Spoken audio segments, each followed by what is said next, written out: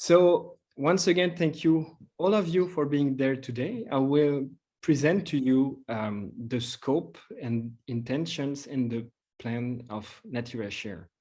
NaturaShare being an idea of finding nature in the CIVIS cities. So this is the launching event of this program. I don't know how to call that because today is a 90-minute event, but we are going to launch citizen data collection for the forthcoming week. So the program today is to give you a brief excerpt, an introduction to NaturaShare and the CIVIS and Open Labs context, then to share some local stories from the different territories of CIVIS Alliance. Then we will have 3 panelists who will share their thoughts and inspiration with us. And then we will invite you to participate into local actions. So a brief introduction to NaturaShare.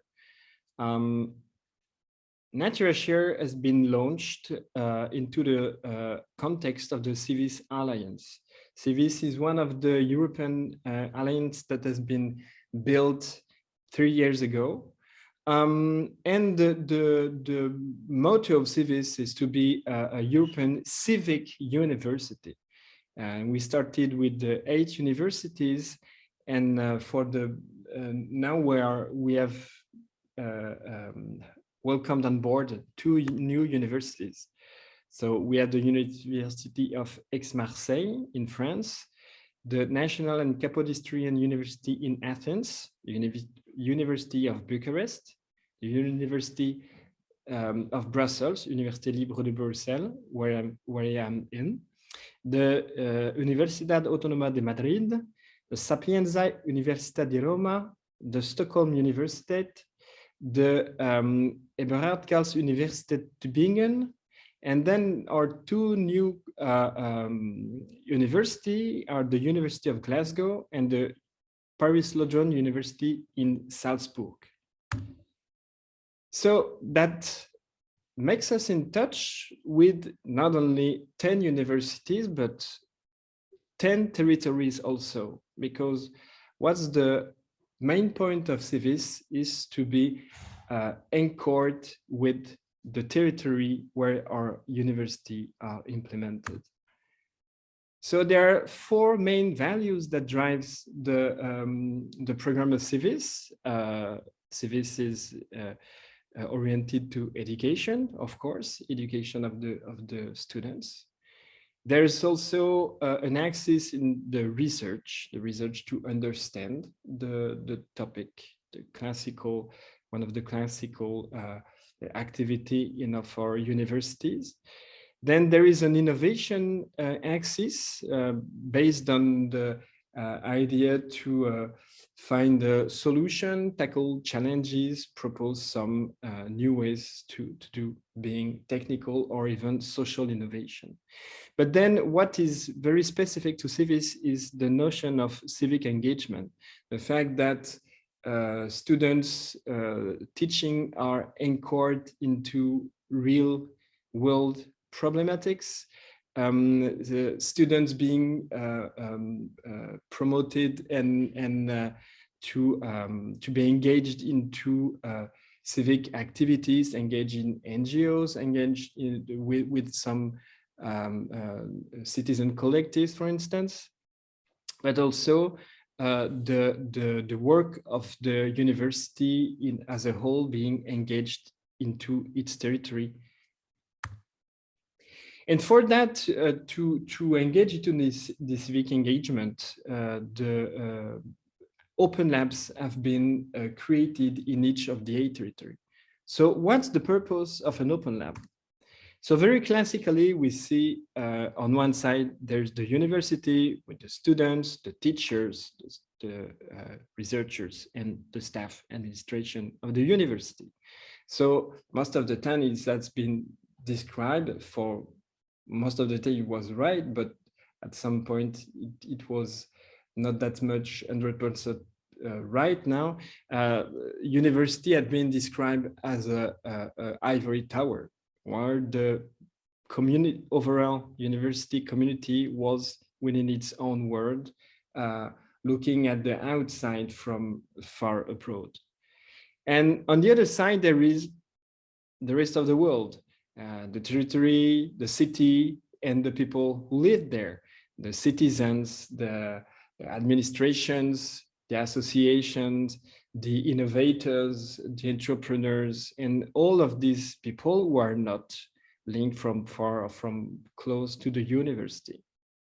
So the idea of the Open Lab is to create a place, physical place, or a place where the practices give the possibility for the community of the university, but also the community of the territory to meet each other, to discuss, to find common questions, common challenges, and to try to find some ways to elaborate solutions to be into the understanding of the problematics.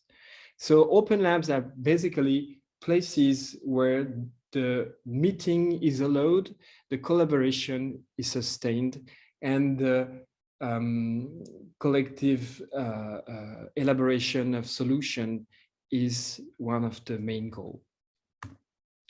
And then when you are into this this configuration, you can elaborate solutions, so you can innovate, you can be into practice of engaged research and also of engaged learning for the students. And the idea is to extend the scope, extend the practices, and extend the area of work of the open labs between university and territory. So we basically have 10 open labs.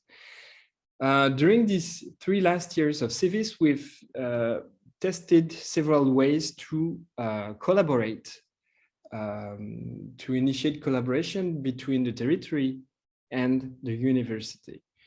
So I'm going to show you a quick video about one collaboration that happened in Rome. It involved Zapata Romana and more particularly one of the urban gardens in Roma, and the university, La Sapienza University of Rome, helped this garden to better understand how they could promote urban gardening. So the video is going to speak for itself.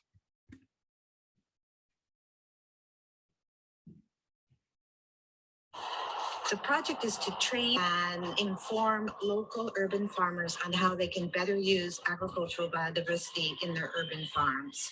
We'll be helping them assess what diversity is available through the app called DITAR, the Diversity Assessment App for Agricultural Biodiversity and Resilience. We will be helping them to do seed multiplication, creating compost, and showing how all this can improve productivity in urban gardens. So why a project in Rome about agrobiodiversity?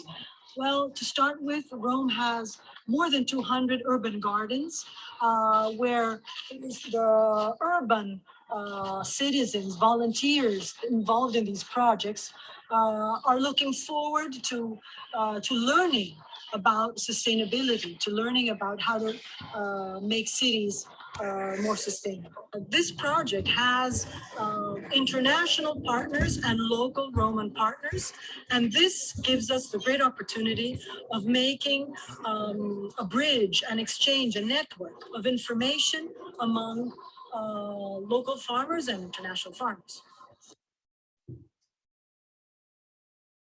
So that was the scope of Seminati, one of the projects that the Open Lab of La Sapienza Roma has funded as a collaboration process for the Open Lab with its territory.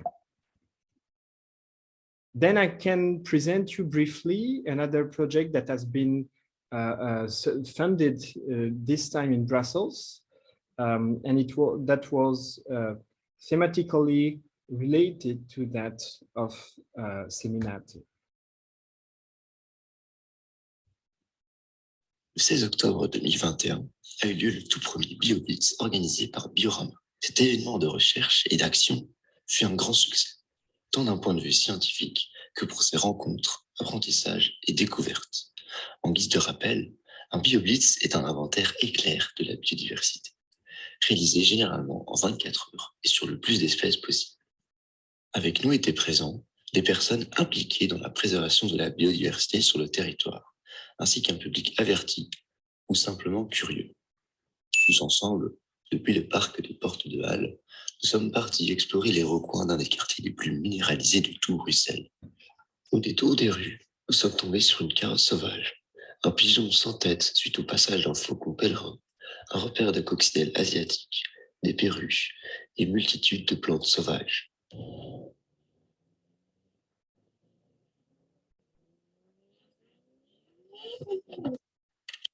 Grâce à toutes ces observations, un inventaire des espèces introduites a pu être réalisé, comme on peut le voir sur ce graphique.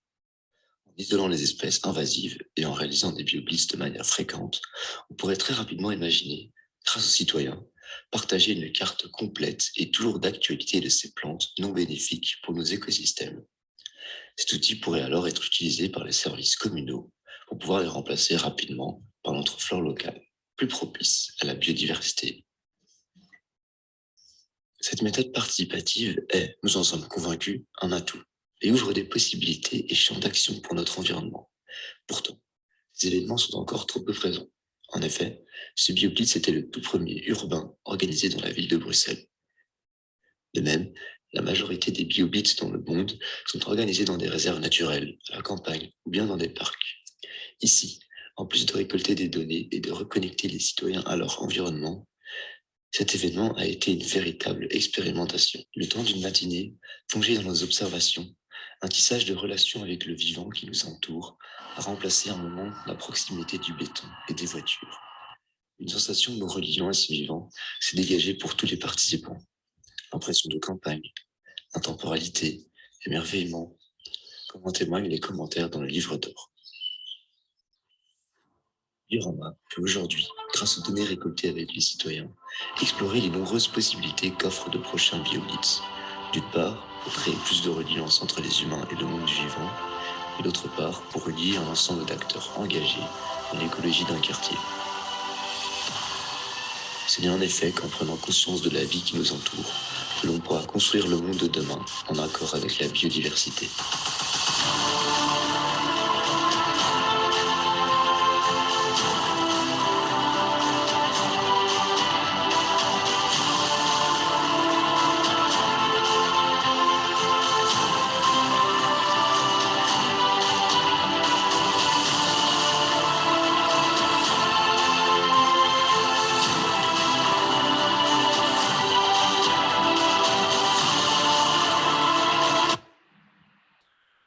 So as you can see, these two projects were very closely related in terms of topics, but it was definitely not planned at the beginning.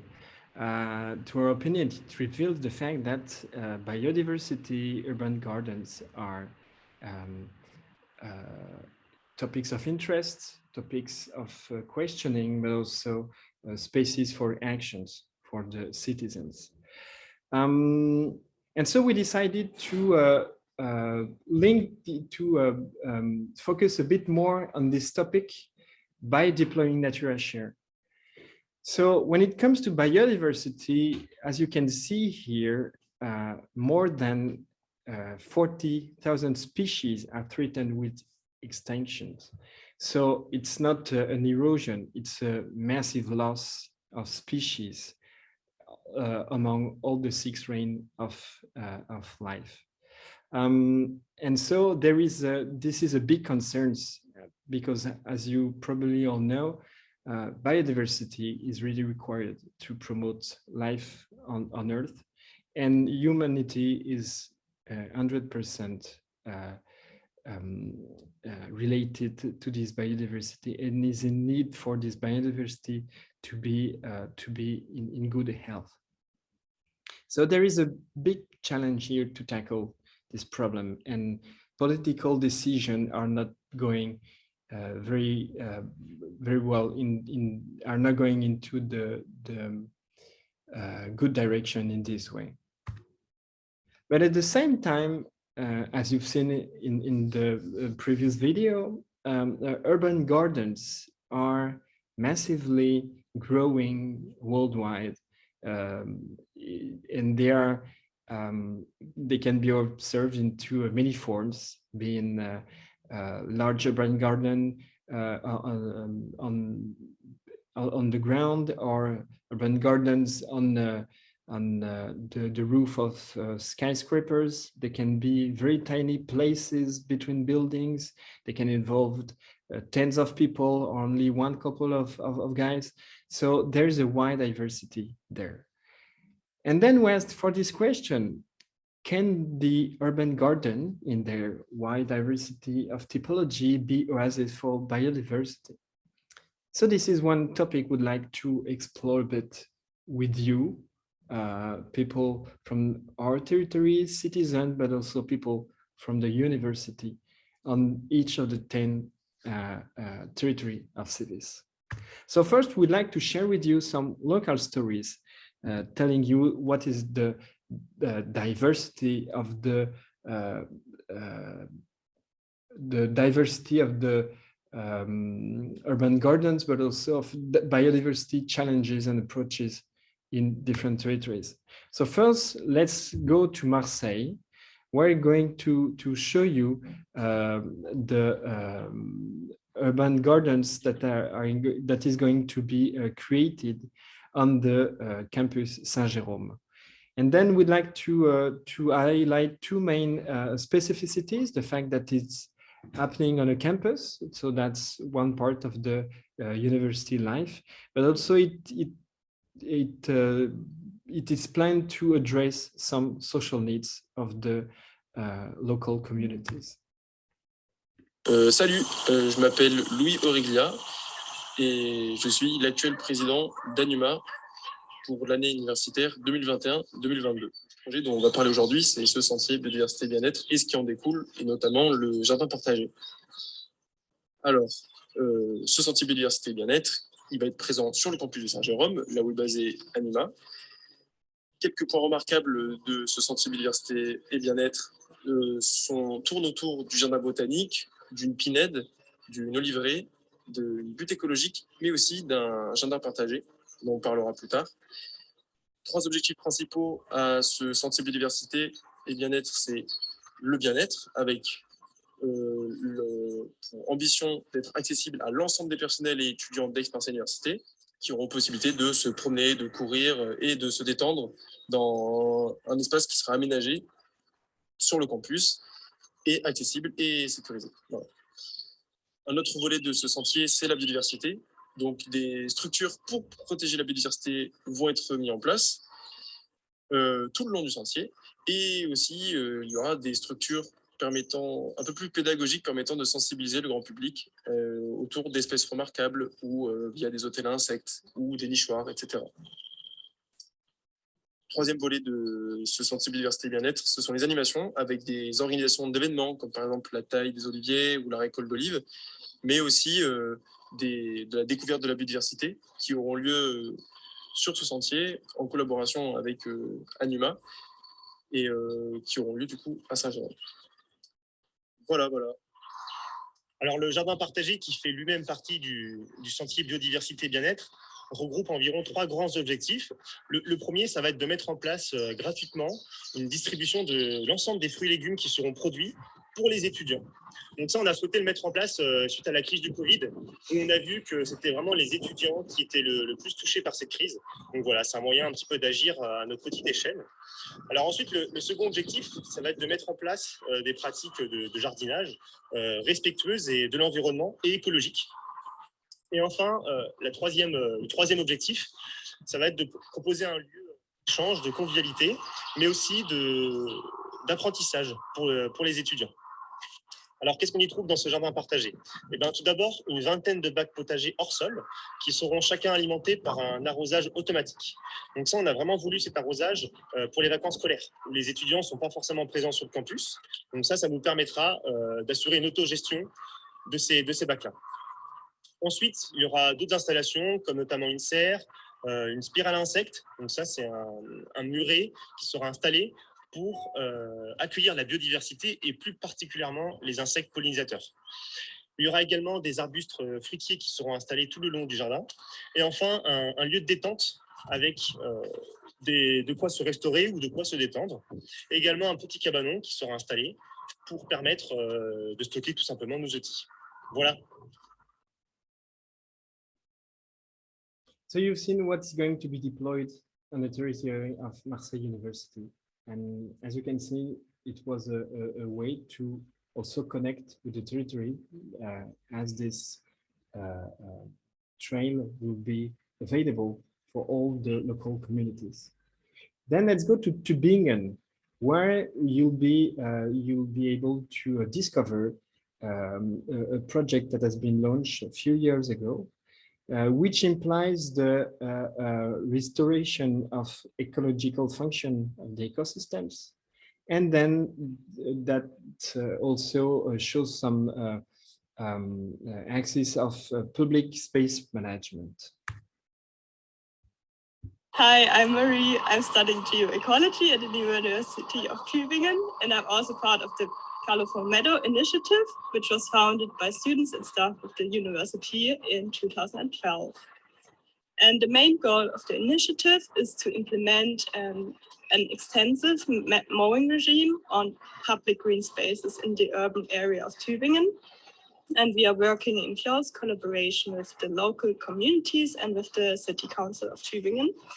And besides enhancement of biodiversity, meadows, species-rich meadows are also great for carbon storage and water retention, and of course also climate regulation.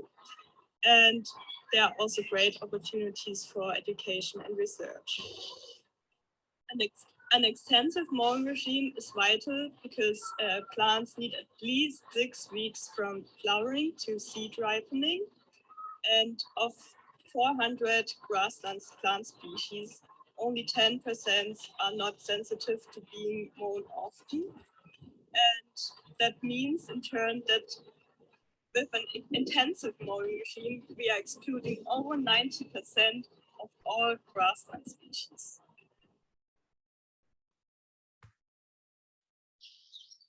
My name is Oliver Betz. I'm professor for entomology at the University of Tübingen. And yes, meadows are also very important for insects, since insects feed on the pollen and the nectar of the plants, but also they develop in the tissue of the plants, that is the leaves, the culms, and the roots. So it's very important to leave the meadows more or less unmown, or at least mowing them only once or twice a year to make it possible for the insects to survive in these plants. And this is why the initiative Colorful Meadow makes a plea for extensive lawn mowing it only once or twice. And another important issue is to leave 10% of the meadow unmown during the winter time, because insects need a space for hibernation. So just mow 90% and leave 10% as it is during the winter. Thank you. So this project, as you've heard, is 10 years old, and they've been spreading the concept of colorful meadows on the wide territory of Tübingen urban area. Then let's go to Bucharest to discover a bit of the local context within which nature can develop within the city. And then the two local characteristics here in Bucharest are the historical and architectural background that gives shape to the actual practice here in Bucharest. Hi from Bucharest. In the current NaturaShare project, the following urban gardens will be involved. One private home garden from the northeastern part of the peri-urban area, and 2 from the interior of the city, one garden around the block building neighborhood in the northwestern part of the city. The experimental gardens. Sorry, excuse me. Hi from Bucharest. In the current NaturaShare project, the following urban gardens will be involved. One private home garden from the northeastern part of the peri-urban area, and two from the interior of the city. One garden around the block building neighborhood in the northwestern part of the city, the experimental gardens from the Agronomy University, and the community orchard in the southern part of the city. We want to thank to the people who facilitated our access in these areas and helped us with logistics. Dan Bărbulescu, Valentin Dinu, Liliana Gheorghe, PhD Adrian Peticilă, Popescu family, and Andrei Negoița for the technical support. In Bucharest, large community gardens are not present. However, people adapt and maintain small gardens. For example, areas around block buildings can be used by one or two families for production and recreational purposes. In this area, the owner even built a solarium.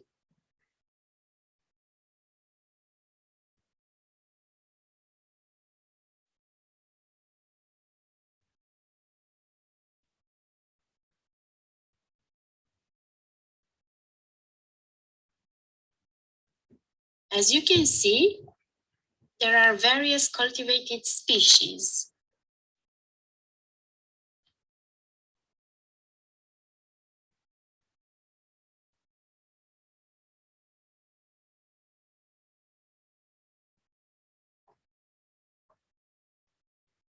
And some furry friends.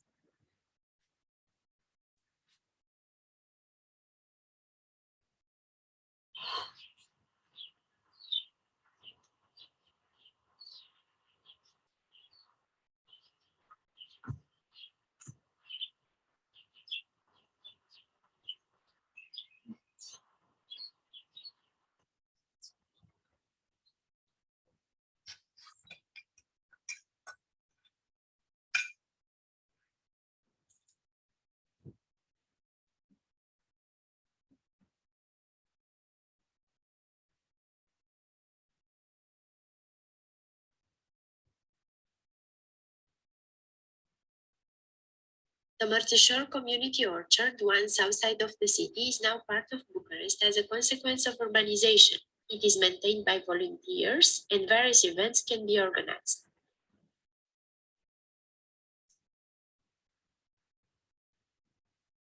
So you may have a very quick look of very different contextual activities that have been developed in 3 other cities from the Alliance. So this was one way to show you the origin, the urbanistic context of these gardens, but also to highlight some of the specific questions that could be addressed within this with this proposition, local proposition, but also some specific challenge that had to be addressed. So now we wanted to take some time to discuss with 3 panelists we've regrouped to have this particular session. So I like to let the stage to 3 persons here.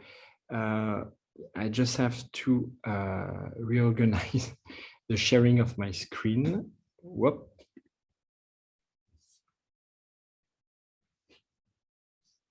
So now you're probably going to see my video as well as my slides.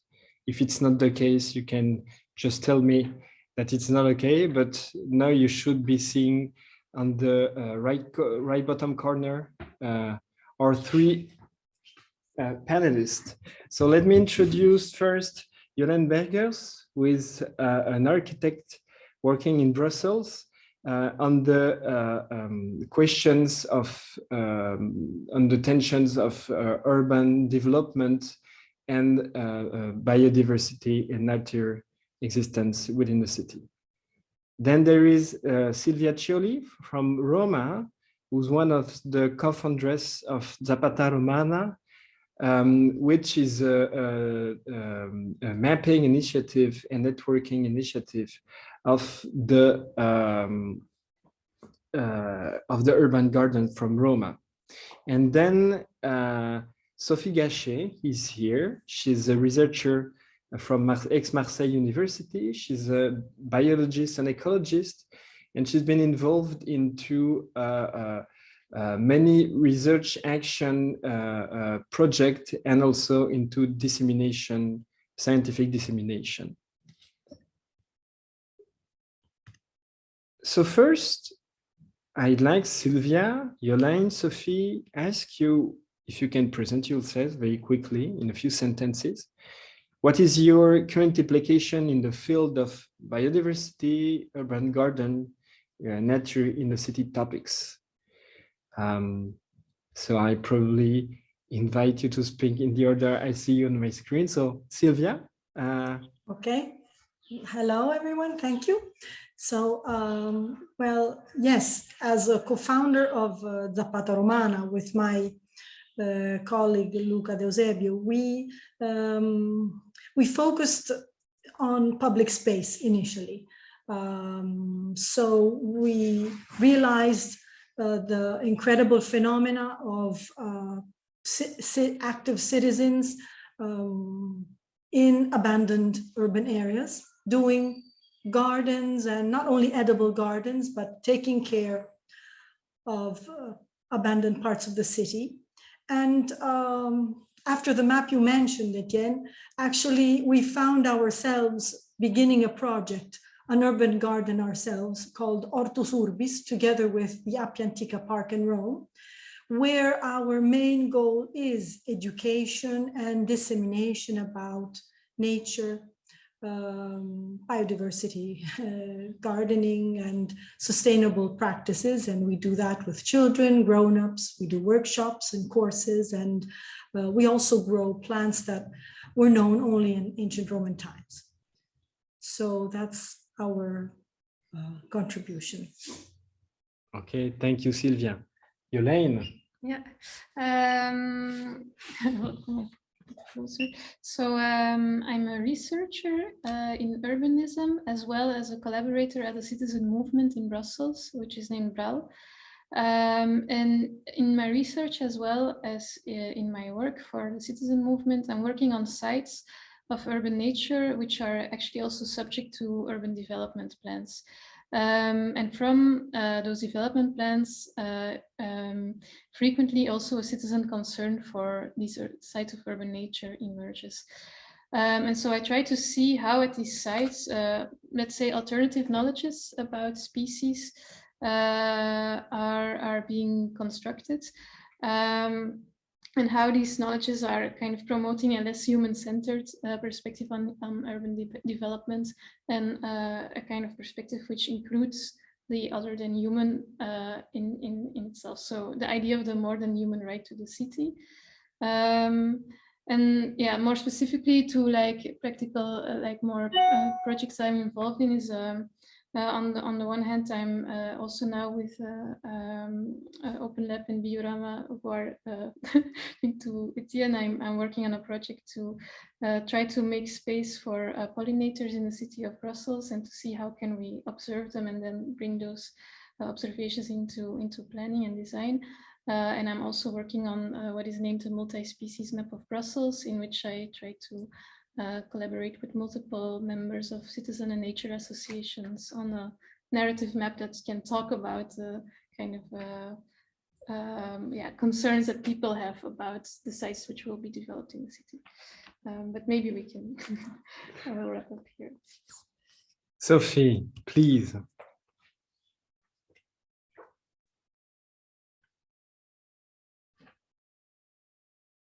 Sophie, just plug in your microphone. Yeah.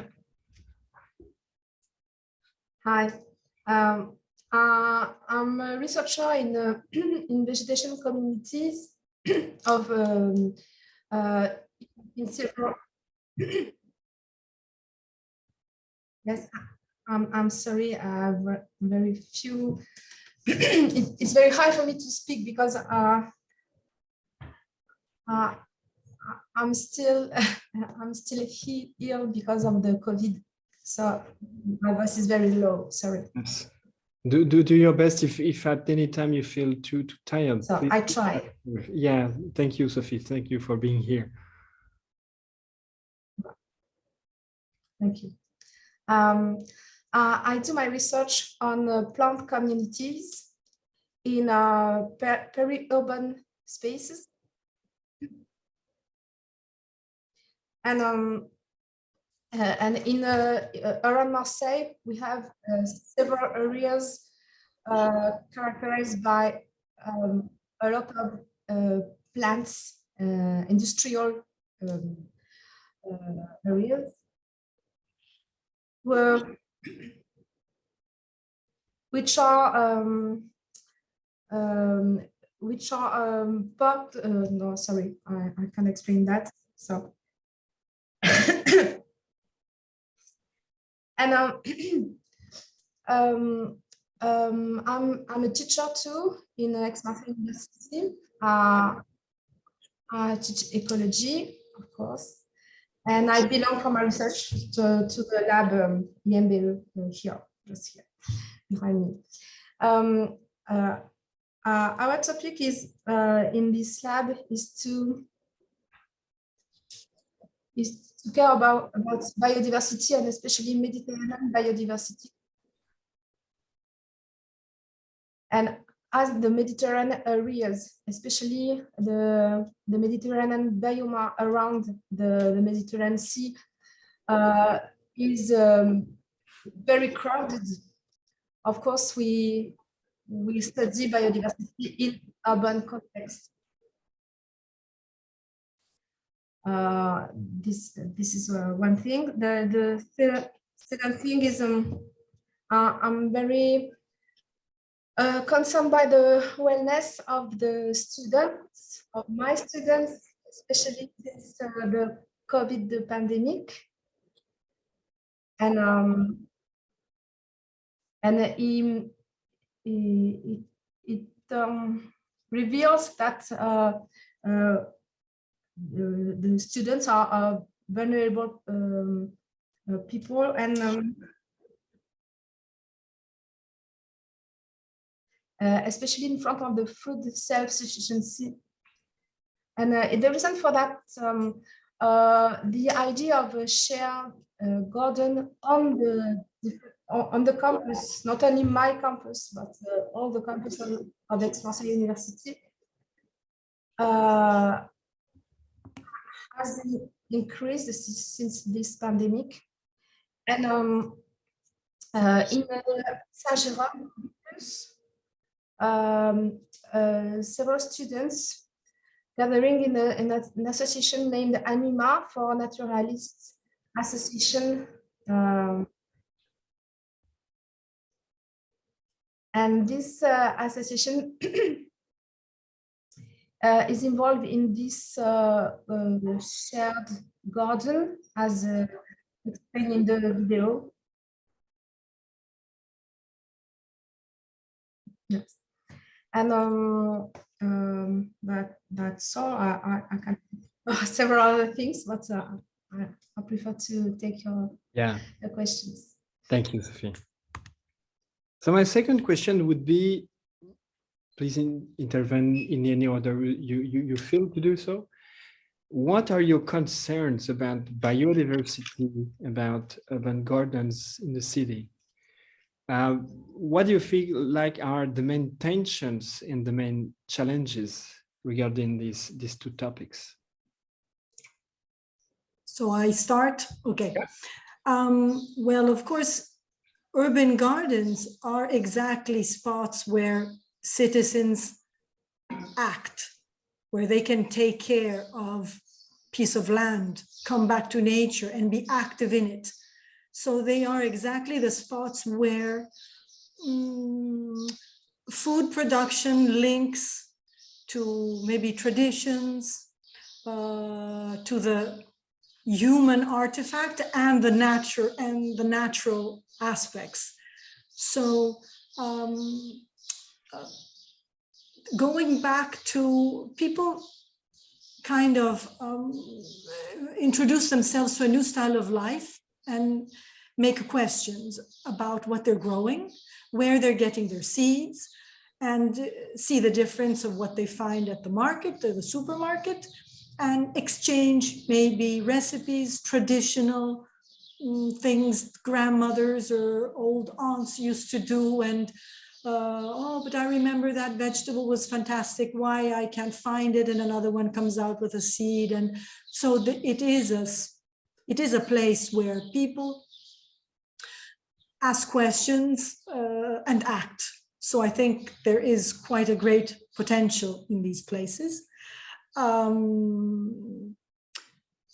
must say I was fascinated by the meadow project, and I would say it made me feel better, because one problem we have in Rome is we have so much land, unbuilt land, because it's not a dense city, and we have a problematic maintenance of these parts. So we have tons of meadows that are never cut and make citizens kind of, oh no, this is terrible.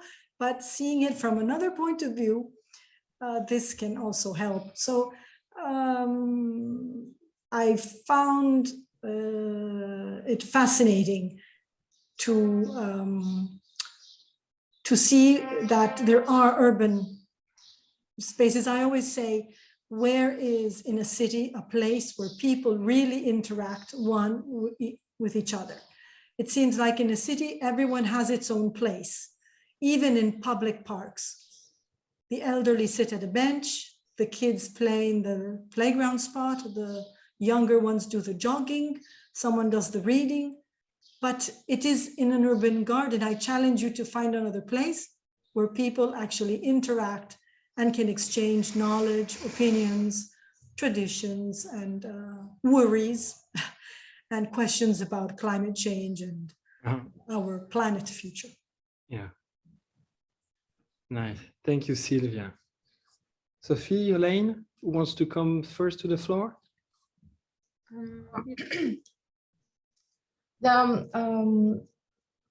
I'm interested in about the urban garden. I'm interested in the quality of what is produced in this urban garden because of the of all the herbicides, phytocides, and all of that. And perhaps it can explain the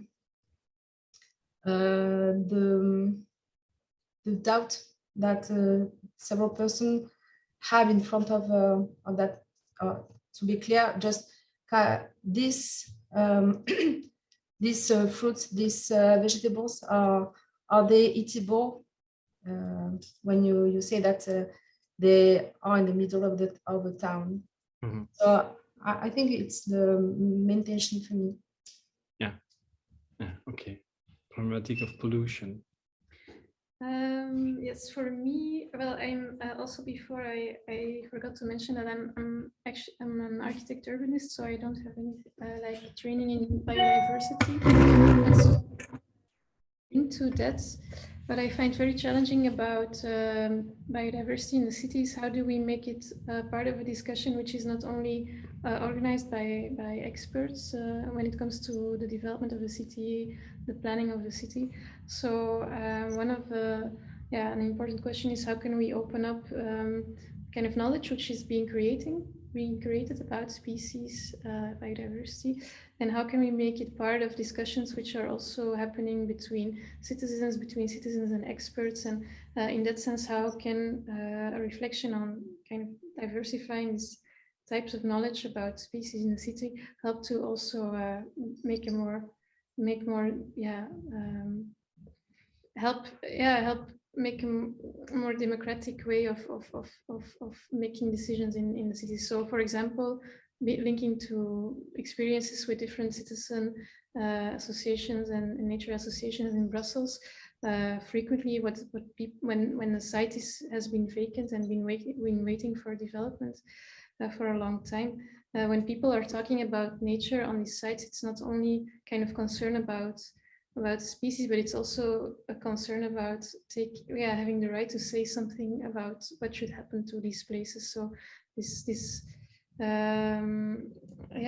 just to say, like, biodiversity is something that can help to help citizens become more knowledgeable about what is living in a city, can also help to them to take part in discussions about the development of the city in a different way. Yeah. Okay.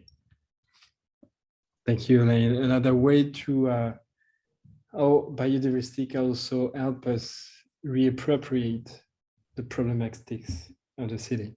Yeah. So how far do you think that citizens could contribute to addressing these needs? So for instance, the needs of the topics of pollution, the needs for developing biodiversity, for keeping up to preserving some unused or undeveloped species, for instance, among the different needs you've shared with us. What could be the impact of the citizen science in this topic? So I probably have been too quick into the first slide of my slide, but what has been shared with you previously in the context of Biorama, so the study in Brussels, they used a protocol that proposes citizens to be involved into the scientific production process, a contribution process of gathering data. And then in this sense, how do you think that citizen science, the involvement of citizens into the scientific process, can give some impact into this main topic of biodiversity and urban gardens? Well, I think it's all a matter of how we do this, because I really think the impact could be very strong. And I really think that the citizens that start getting involved in an urban garden are very curious and willing to learn. So the challenge really is, how do we do that? How do we bring in an easy, fun, involving way a certain amount of information that helps make sense on many actions. I just read in the chat, for example, the challenges of keeping people involved and the challenges to deal with compost. I know very well in some urban gardens, there's also an age factor. Some people absolutely do not cope with the compost and have a very hard time in participating with the compost, and other people are totally enthusiastic. And I think it's like when you go to school, the way things are sent to you, presented to you, you can get involved, enthusiastic. You love math because you had a great math teacher. You hate math because you didn't have a good math teacher. So I think there's a lot into this. I think it's all we are speaking about is a lot about human relationships, especially in urban gardens. So I think the social component, I must admit, maybe there's an instrument, a scientific app or something, but the charisma of an individual can make completely the difference in a context. So I'm afraid the impact depends a lot on maybe 1 year is beautiful, the next year it will go a bit down, and then it will come up. Every community has this, and we're speaking about communities and a bit enlarged because we want to englobe nature and in pollinators and all sorts of elements in our community. Okay, thank you, Sylvia. Sophie, you raised your hand.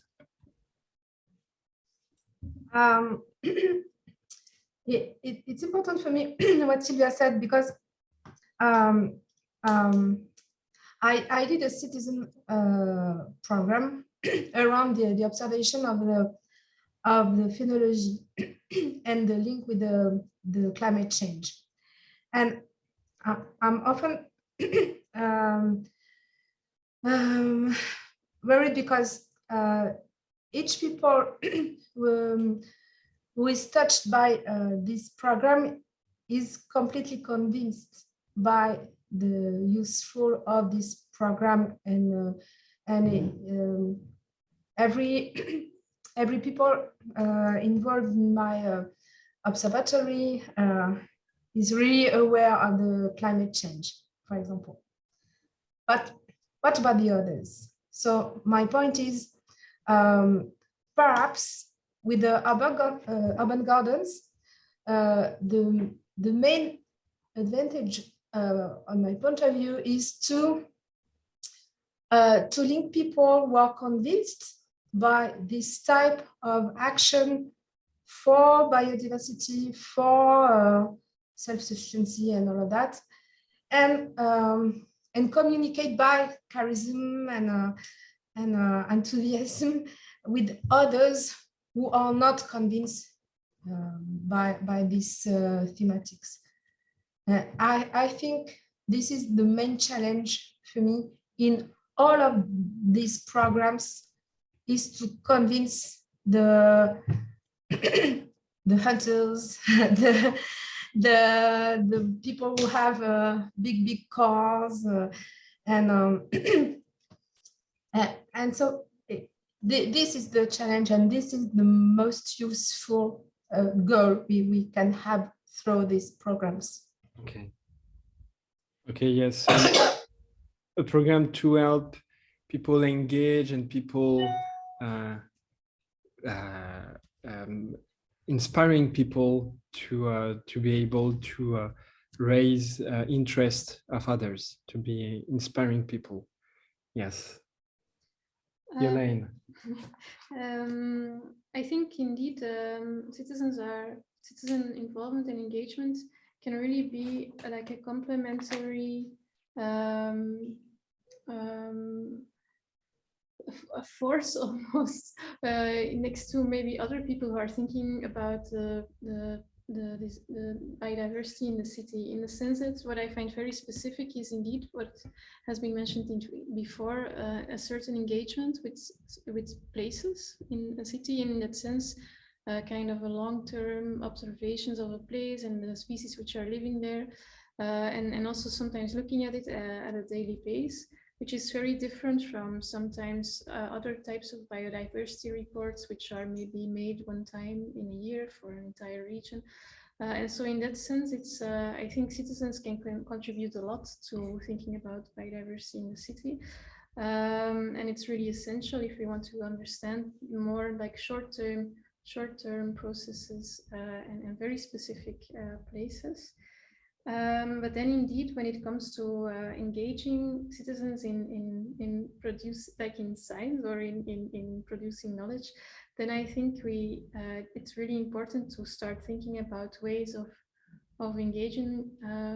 That links very much to daily practices, like things people care about in their daily lives, and to find ways to connect it there. Because sometimes when it comes to, well, there are different, citizen science, it's super diverse and there's so many ways of doing that. But I find if we can find ways to really, that it becomes embedded in the kind of daily doings, for example, in a garden, or, but I'm convinced it can also be part of an educational program, for example, schools that in one way or another take part in looking at species or taking care of them in their school environments. Then I think these are the initiatives or forms of science that can be very powerful, because they have this kind of potential to also really change people. So the impact of citizen science, in the sense that it can be really transformative of how someone looks at his or her environment and tries to act upon it differently. Thank you, Yolaine. So that leads us to the very last questions. So the three of you, what kind of positive outreach, positive outputs, achievements could you expect from an initiative like NaturaShare? Well, we're all curious. I'm curious. But schools have been just mentioned, and maybe one can think of some Olympic game in biodiversity, have some winners, and have a challenge among different. You can start with the schools because that's smart, because you involve the families behind, and then the parents, the grandparents, and the friends, different levels. And I think maybe there could be an addition for next year with some challenges with prizes and things like that. Okay. So focusing on school, and from the school going to the family. That would be one nice way, yeah. Sophie, Yolaine. Yeah, maybe for me it's to think. Go on, Sophie. I'm working on this way actually, because for the IUCN symposium last year in Marseille, I worked with a local association, not a local, a national association named Le Petit Débrouillard, which is present in many countries around France, and we have selected 10 classes of pupils of the same age, around 10 years old, and we try to sensibilize them about the climate change and the desynchronization of the biological process, like flowering, leafing, and all of that, and the other organisms like birds or insects. And actually, it was very hard because of the language barrier, but we have not translators, but we worked through drawings, and it was the medium to exchange between these classes. And I think it's a good way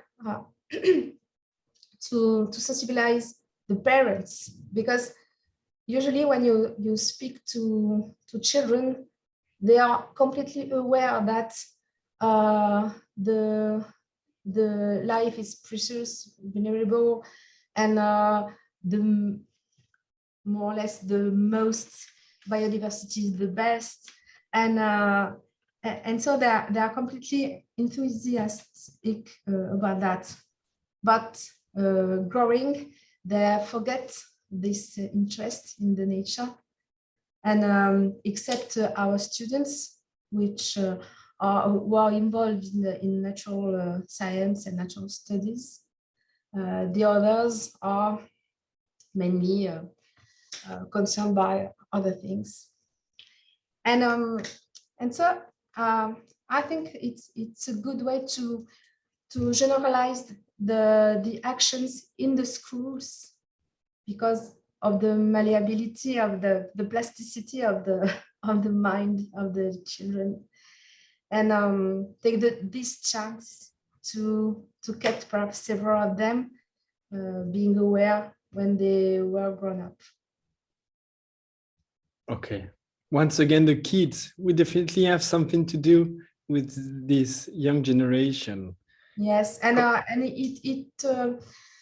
it reaches to the main word for me, after viewing all the videos previously, the link the link between people, the link between generations, and so it perhaps it can make a sort of landscape of sensibilities and a sort of puzzle of point of views, and not judging, not letting people's part because they are too young, too old, too I don't know what, but make them realize that they are part of the same puzzle, jigsaw actually. So sorry, it sounds like a new age. No, not at all. Not at all. Not at all. Very pragmatic. No, but the idea of crossing the experiences, crossing the experiences from territories, but also from generations, that totally makes sense. That's really interesting what you put on the table here. Actually, a very, very beautiful word is interdependency. Yeah. And that's the key at each level, actually. Yeah. Thank you, Sophie. Yolaine, to close the discussion. Yes, I also wanted to kind of link back to this, that kind of how NaturaShare or something like a BioBlitz, or how it can, one way or another, kind of provoke new types of encounters between lead generations, between people with different backgrounds. That in one sense I find very, very interesting. So to really also think about the kind of social dimension always of trying to do something for biodiversity.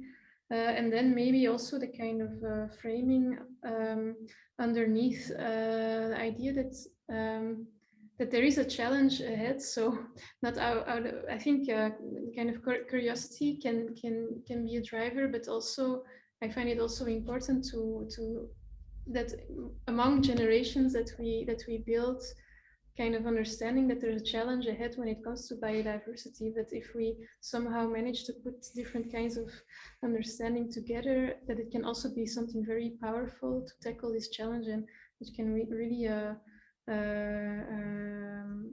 make us look at the world differently as a kind of project to start working on. And in that sense, I'm also very interested in ways of trying to understand nature and coming together, but from a perspective of how will we improve or like make it better. So like this link between looking and then making kind of making projects for the future. Like this link is there. So it's good to bring people together and to make them to engage them and to make them interested, and that's like one step. But then for me also really the link to the project of the future in terms of biodiversity, it's really there, and we will have to do it with many generations, with many people with many diverse backgrounds. So if this link is there somehow, I find it very powerful. Nice. The closing word, probably linking people, generation, territories. That's definitely one good way to try to do something together. Thank you, Sylvia. Thank you, Sophie. Thank you, Yolaine. Really, you gave us very interesting insights into your practices, but also your own reflection, your personal, but also collective reflection from your job with people you're involved in these topics and contribution. So thank you. Now I will once again share my screen. Whoop.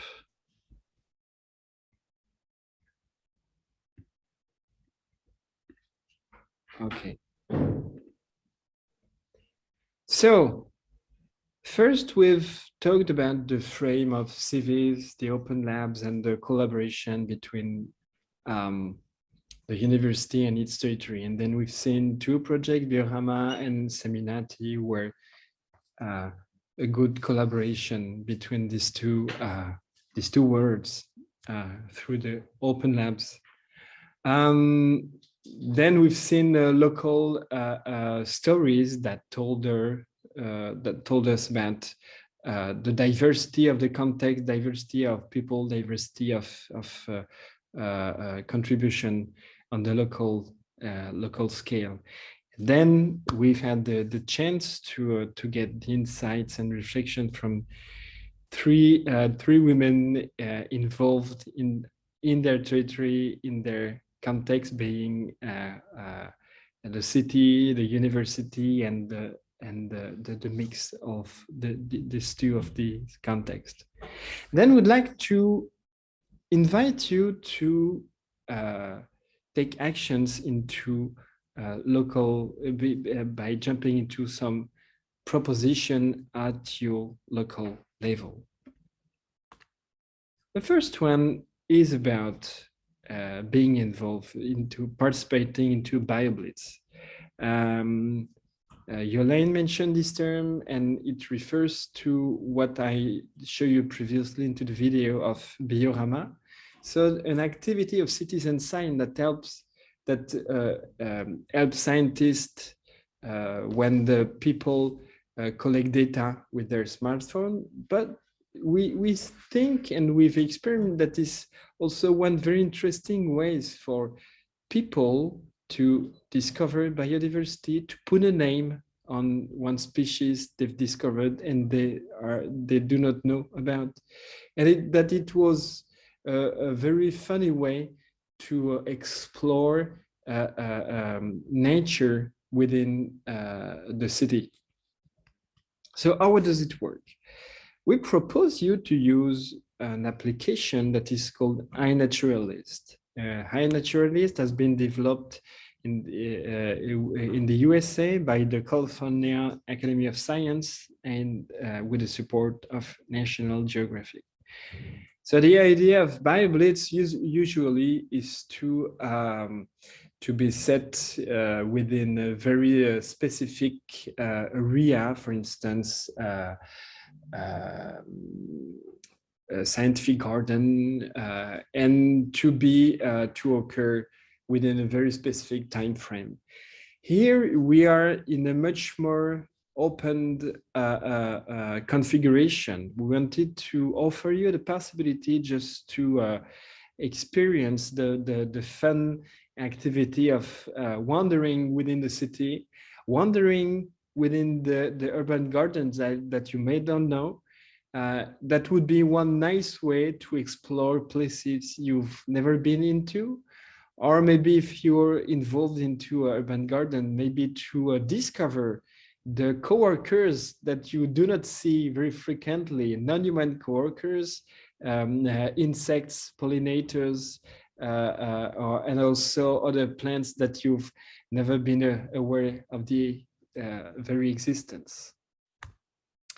So the principle of iNaturalist, but of some other platform that use the same logic, is you meet a species, you take a picture of it, then you send this picture, you share it on a platform. There, some people just do the identification. And then the identifier can validate your initial observation.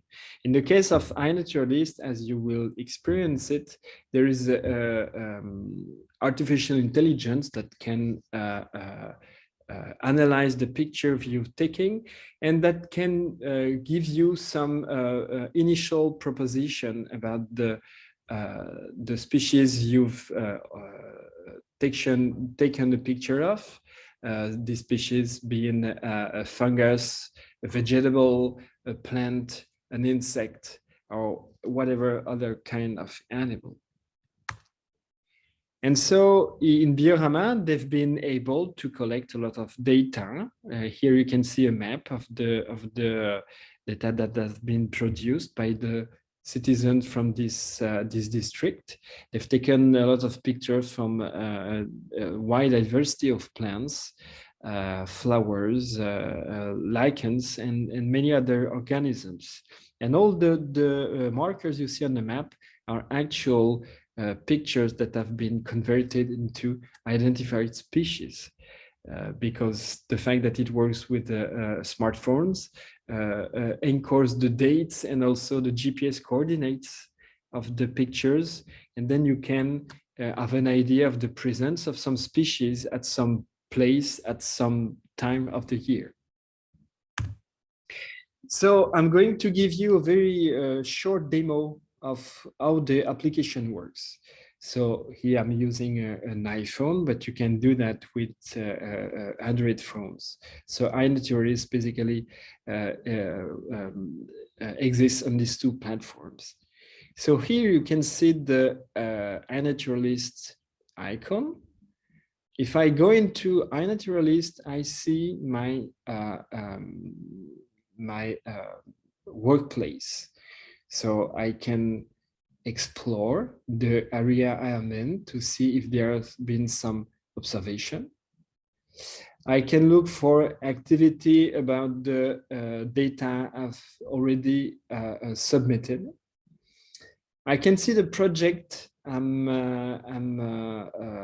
accustomed to, I'm part of. And I can also do the very first task that we'd like to do with iNaturalist is to identify a specimen. So as I am into my office, you can see that there is no interesting thing to take picture of. But I can also, I will do the demonstration with a picture I've already taken this afternoon. So we can go into the photo gallery. When you are there, you can choose one of the pictures you've taken on the field. So for instance, let's take this picture. I can choose it. And well, let's say that I would like to give two different pictures, two different point of view of the specimen I've taken picture of, to make sure that the IA can have better chance to find a good proposition, but also for the people that would also review my pictures, that will have better possibilities to identify precisely the specimen. So as you can see, I've decided to send two pictures to submit it about the specimen. I can select the one that is probably the most informative about the specimen, that would be the first reference for the IA. Okay, I've set this one. Then I can press there. What have you seen? Then the applications here is in a French localization, but you can have localization. You can have language for all of the countries from the CIVIS Alliance. So here I have some suggestion that the IA has done based on my pictures. Here I can have the IA is pretty sure that this specimen belongs to the genus Potentilla. So I can review it, but based on some other identification, here are some much more precise proposition. This may be among the Potentilla, it can be Potentilla indica. Okay, so if I want to give a check on it, I go on the suggestion. I can just press the I button here, you know, the blue button. I press it. Then I can see other pictures from other people regarding this well-identified species. So I can compare and say, wow, that looks to be like the thing I've seen now. So you can, we have to admit that giving the period of time of the year, seeing this picture with the flower is not very relevant. But given this picture of the fruit, I can say, well, I think that it's definitely this kind of species. So I can select it. So you can see now that I've decided that it is probably this species. There's some other indication here. about the specimen. I can, for instance, precise if it's been raised or not. So in this case, it has come totally freely, so it's not been raised by purpose. And then I can share at the end, at the bottom of the screen, I can press on the share button. And you can see that on my main screen that the synchronization is occurring. Then the data will be the data is sent on the platform of iNaturalist, from which we can look on this data. Then this is the first stage. The second stage is that there are some very strong naturalists, people strong at something like some of them are very specialists of birds, some others specialists of frogs, some other specialists of strawberries, I don't know. But these people just look for preliminary identification, and then they can seek for a much more precise identification. And then they review your initial identification. They can approve it, or they can suggest another identification. So there's this double check of the identification that makes sure that the quality of identification is great. For instance, I can show you an identification I've done in another completely different place in France. And there was, you can see on this picture, the bird is pretty far from the place I was located. And the bird are near this place. And I had another much closer picture, but you can see that there's nothing that can be done from that. But still, the artificial intelligence was pretty good at finding that it was a black cygnus. And you can see that on the below on the screen, the location of the picture, but also the level of identification that has been reached. On the left side, there is an informal level of identification, but since we've achieved the 3 green marks on the bottom of the screen, it has reached a research level. That means that the level of identification is pretty good, and that it can be used as scientific data for researchers or some other collective, for instance, citizen collectives or NGO can use these data that are quite sure in terms of quality. So that's all for the demonstration, for the demo. So you will be able to seek for the data of NaturaShare on the iNaturalist webpage. We will give the link to go directly on the project on the NaturaShare webpage. So on this page, you will be able to see this picture has been taken yesterday. So as you can see, the Bear Blitz data collection on NaturaShare was not open, but now it is.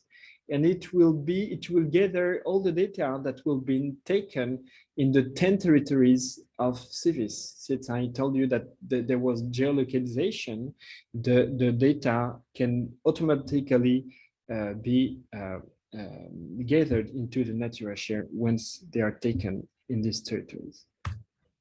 So there are some bad ways to take your pictures, because the AI will definitely not be good at identification.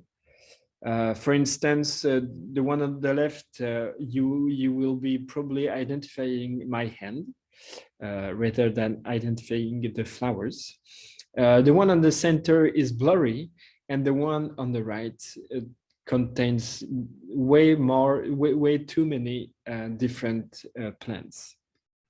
When it comes to good pictures, you can take some close-ups. So for instance, all of these pictures are sharp. The one on the left, you can see a very good close-up of the flowers.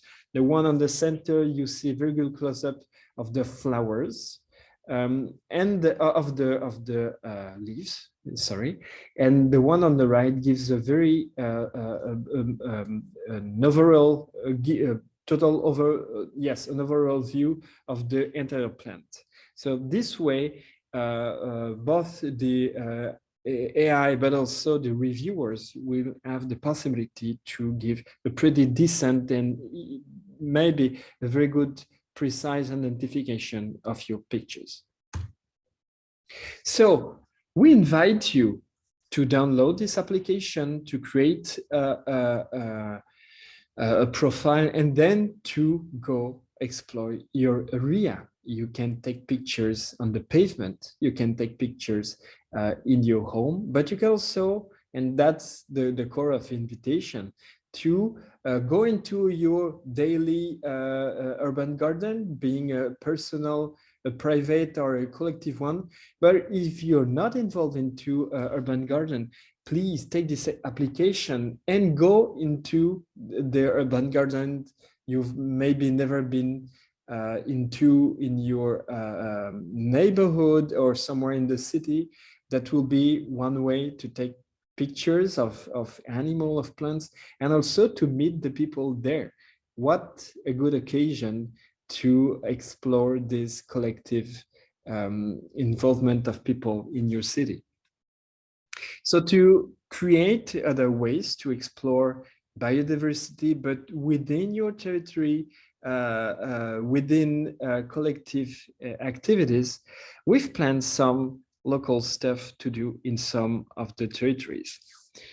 In Brussels, the first Saturday of July, there will be a collective activity done by Biorama, but also with the support of Yolene's team and colleagues, an activity called Meeting Insects Human, Part 1, Becoming Humanoptera. On the territory of Bucharest, there will be some BioBlitz co-organized by Ioana and Jeta, two of our Bucharest colleagues who are actual biologists and ecologists, and they will organize activities in some collective BioBlitz. They will give their knowledges and abilities to all the volunteers that would like to explore, for instance, the experimental plots of University of Agriculture and Veterinary, or the urban orchid La Maltisor, or going into some of the informal vegetable gardens that we've witnessed the existence in the video that Ioana has produced for us. Next retreat, Tübingen, there have been 6 different activities that have been planned in the neighborhood and vicinity of Tübingen. 6 guided tours where botanical excursion or a guided tour on insects, one specifically addressing the monitoring of butterflies. So these were, and one botanical excursion about the colorful meadows that we've heard about in the video from Tübingen. So these are going to be the activities that are proposed to all the people that would like to be part of it.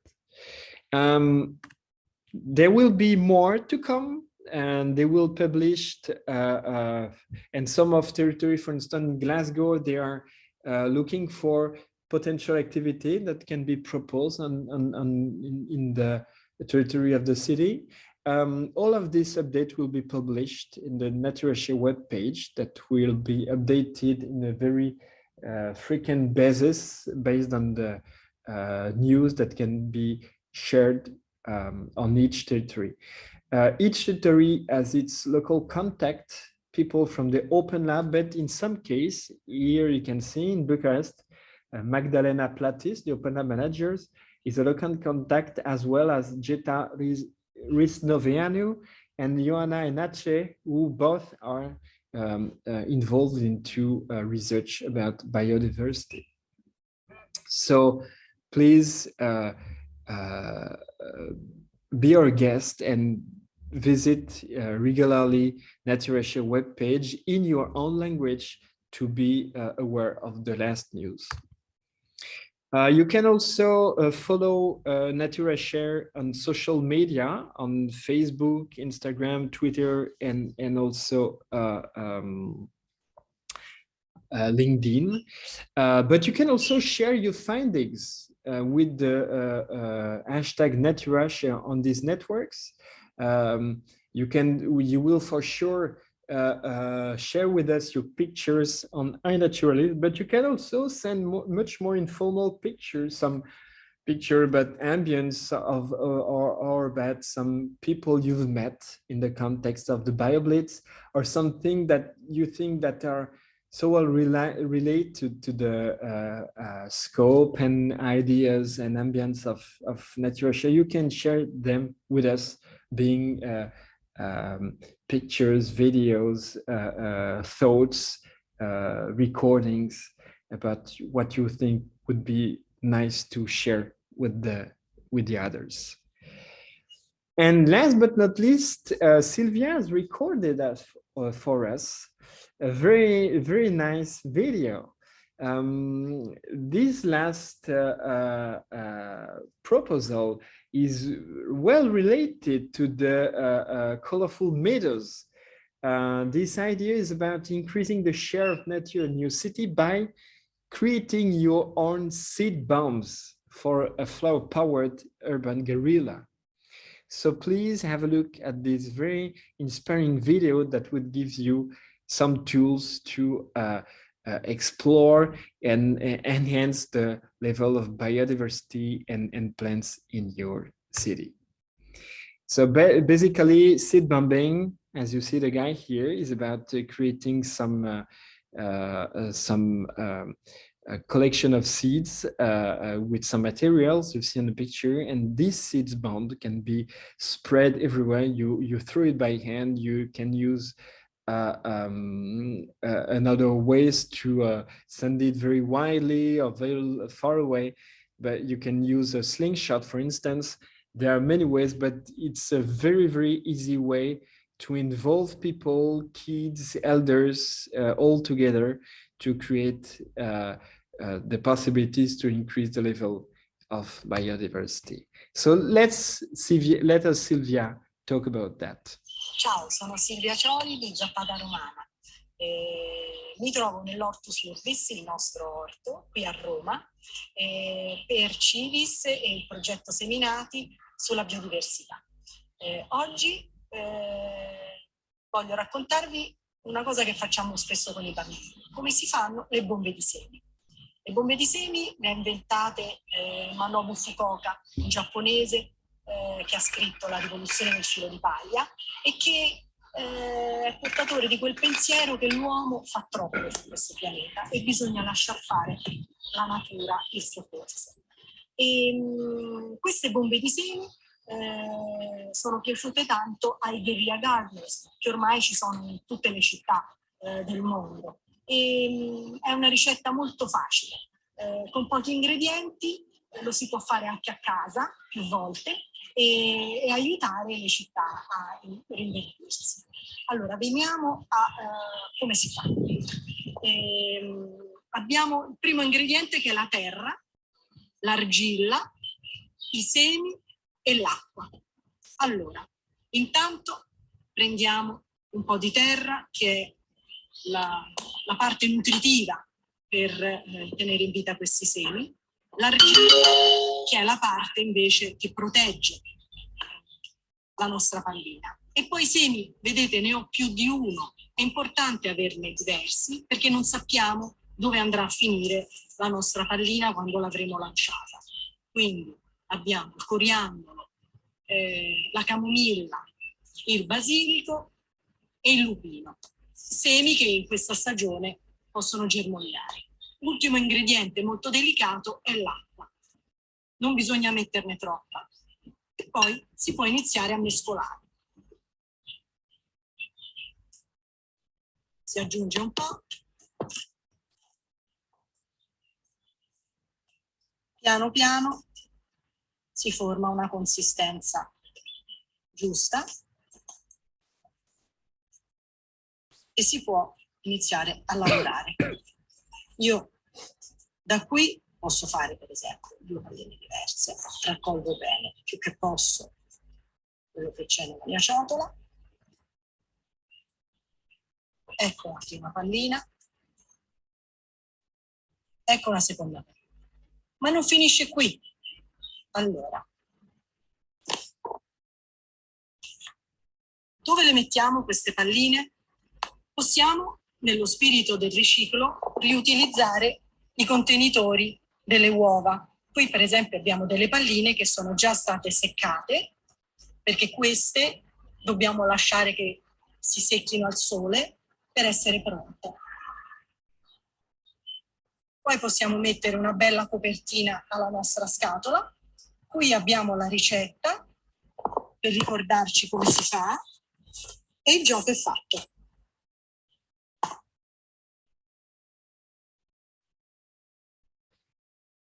So here's the end of this live event. I think that throwing away seed bombs is one good way to see how far, to invite you just to go outside, disseminate and pollinate some people with your concerns about biodiversity, but also about the new thing you may have learned today, the new inspiration, but also with the activity we will propose to all of you, just to explore your city, your territory, to explore this topic. We'll definitely come back to you within the next weeks, just to let you know what has occurred. Sylvia, yes, do you want to share something? I didn't want to interrupt you again. No, I just no, wanted to say that it would be great to think about the new project involving all these very linked projects that are ongoing. Yep. And I am really looking forward. Let's think about it. Everything was really so interesting. And let's do something all together. It would be fantastic. Yeah, exactly. Thank you, Sylvia. Yeah, that was one of the purpose of NaturaShare. We wanted some ways, to share experience, share concerns, share ideas, share challenges, show the diversity of our practice and our context. Then let's go outside. It's sunny when it's not too much sun, but let's use this very nice period of time of the year just to go outside, to be inspired, and we'll definitely share all of the findings and propose to you one next step of what we can do all together regarding this topic. So thank all of you for being present today. I hope it's been informative. I hope it's been inspiring, and I hope you've been you are eager now just to try one of the things we've shared with you. That is only the first step, and we are expecting to see you in a few time now. So have a nice end of day. Please share about NaturaShare around you. Thank you to Sylvia, to Yolaine, to Sophie for sharing their idea and expertise. Thank you to Joanna, Jetta, Jan for and the team from Tübingen for all of these people, and also to the 2 students, I cannot remember the name, sorry, from Sophie, to all the people who shared this video with us. And please do not hesitate to share the webpage with all of the people and to go on it frequently to see what's going on. Have a nice end of day, all of you, and thank you for having shared this time with us. Thank you very much. See you in a while. Bye-bye.